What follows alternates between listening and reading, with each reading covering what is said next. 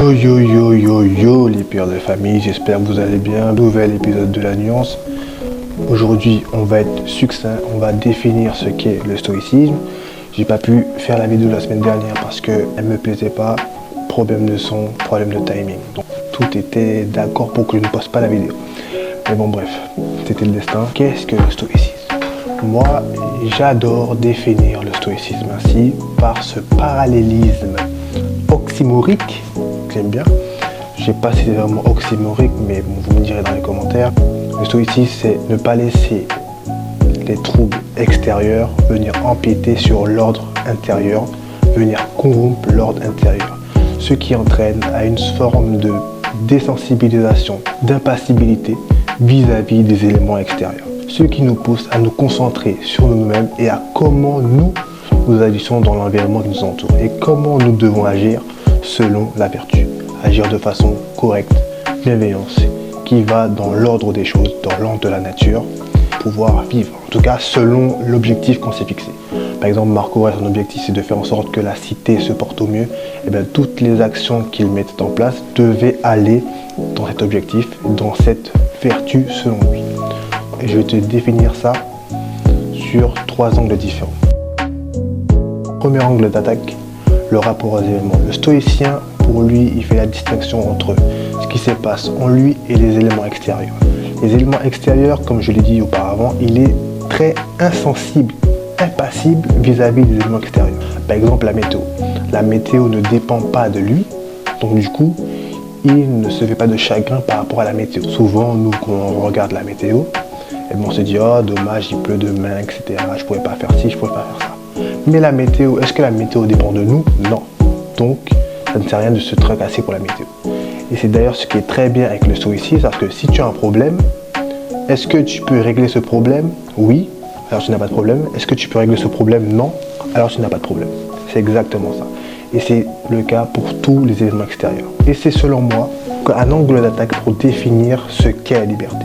La liberté, ça peut être finalement non pas le fait que tous nos désirs soient comblés, le fait qu'on puisse faire ce que l'on veut, mais la liberté viendra du fait qu'on puisse accepter tout ce qui se passe à l'extérieur.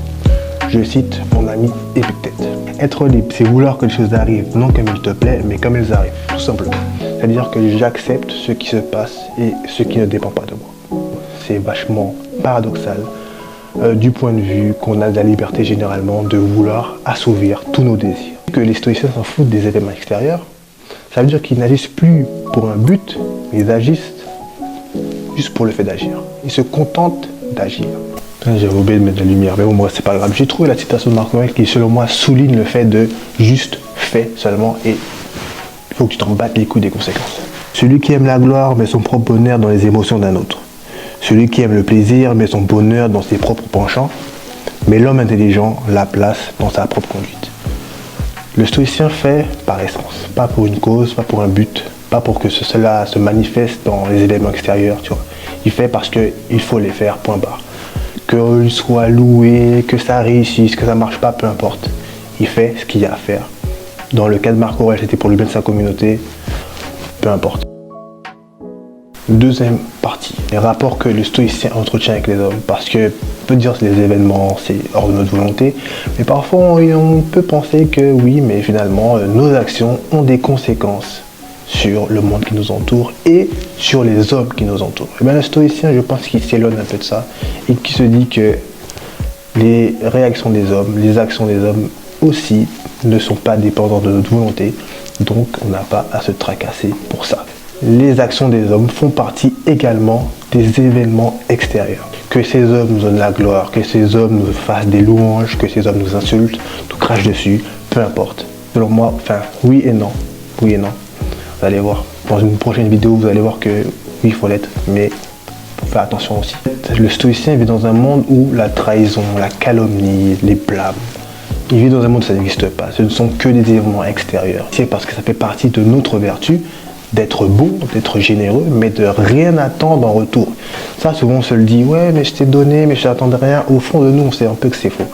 Le retour d'investissement de notre bienveillance, alors que non, faut pas agir comme ça. Selon le stoïcien, veut dire, tu agis comme tu veux, moi j'en ai rien à foutre. Mais ouais, c'est ça. Les hommes sont faits les uns pour les autres. instruis-les donc ou supporte-les. Elle est incroyable, c'est tout, c'est juste. Soit tu fais ce qu'il y a à faire et que voilà, toi, tu as rempli ta part du marché et puis voilà. D'ailleurs, moi j'aime bien cette histoire de fais ta part du marché. Parce que si chacun se concentre à faire sa part du marché, individuellement, ça fait quelque chose collectivement. Et ça, c'est pas mal ça. Moi j'aime bien cette idée de je commence par faire ma part pour que le monde aille mieux. Et si chacun fait sa part, le monde va mieux. Pas de oui, mais lui, non. En fait, il est déjà sage. Donc ça marche. Donc, faire sa part. Marc Aurèle, encore une fois, simple, efficace. Quelqu'un pêche, il pêche contre lui-même. Simple, efficace. Ça, on ne veut pas le retenir. Ça, on ne veut pas. Voilà. Laisse le péché là où il est, trace ta route. Le stoïcien est comme ça, il est comme ça, il est comme ça. Il manque d'empathie, c'est vrai, à des moments. Voilà, on peut penser qu'il est très individualiste, il joue perso, mais des fois, il faut avoir la paix, il faut faire des choix, tu vois. L'une des plus belles citations de Marc Aurèle, parce que je la trouve très poétique. Tout ce qui arrive est aussi habituel et prévu que la rose au printemps et les fruits en été. Il en est ainsi de la maladie, de la mort, de la calomnie, des embûches et de tout ce qui réjouit ou afflige les sots, les cons, meursault. Oh là là là là. Non, là, j'avoue, je me donne pas le crédit, c'est ma prof de français qui me l'a dit. J'avoue, Troisième session, c'est le rapport à soi. Mais je vais rajouter deux autres rapports qui dépendent, enfin pas qui dépendent de nous, mais qui impactent nos vies et qui sont inévitables. Comme je l'ai dit, le rapport à soi, c'est se contenter, nous, être humains, de faire notre part du boulot, d'être sage, d'être vertueux, d'être ceci, d'être cela, peu importe. Ce qui est à la base de tout, c'est l'exécution de cette tâche et non la finalité. Peu importe ta note à l'examen, ton but, c'est de réviser. C'est ça. Peu importe le sujet qui tombera à l'examen, ton but, c'est de réviser. Peu importe la manière dont le jury te répondra lors de tes os, ton but, c'est de réviser. Mais peu importe, ce qui dépend de toi, c'est de réviser. Ce qui dépend de toi, c'est d'accepter ou non ce qui ne dépend pas de toi. C'est que le stoïcisme se libère de deux contraintes fondamentales à l'homme pour moi. Première contrainte, la mort. Et le stoïcisme revient longtemps, mais surtout Marc Aurèle. Marc Aurèle a une manière de le faire que je trouve très belle. Pendant toute son œuvre, des pensées pour Hamel de Marc Aurèle, il aime trop faire ça. Il cite un milliard de gens. Ah, un tel là, il est mort. Un tel a fait ci, il est mort. Un tel a fait ci, il est mort. Et toi là, tu penses que tu ne vas pas mourir?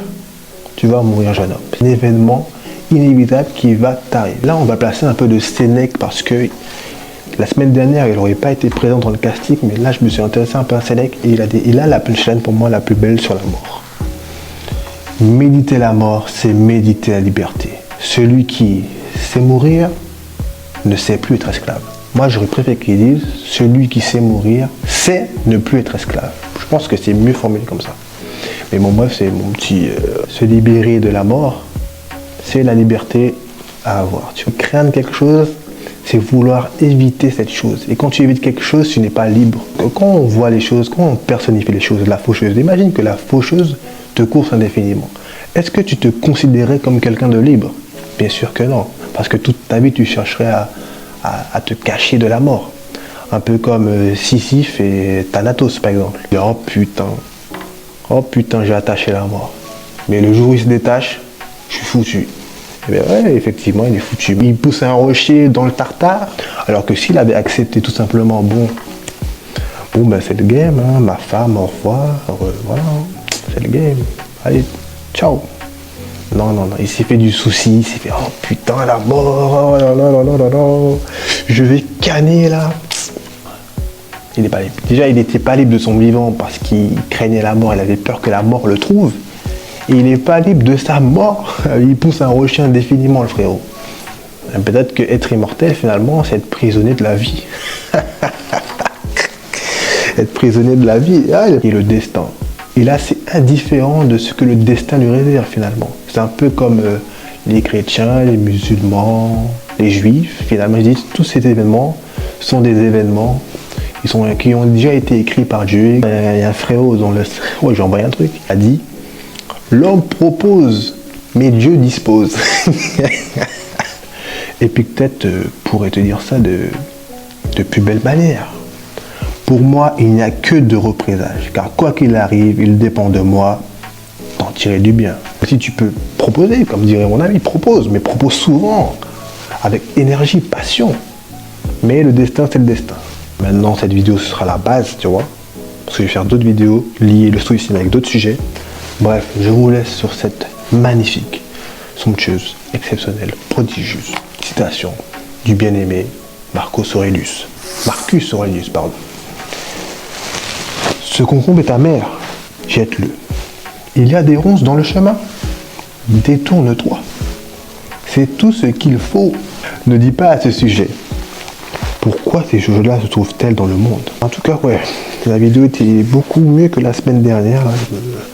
Là, je me sens bien pour la poster. Là, je sens les bonnes d'énergie. Voilà. Restez connectés. Vous verrez. À bientôt sur la nuance.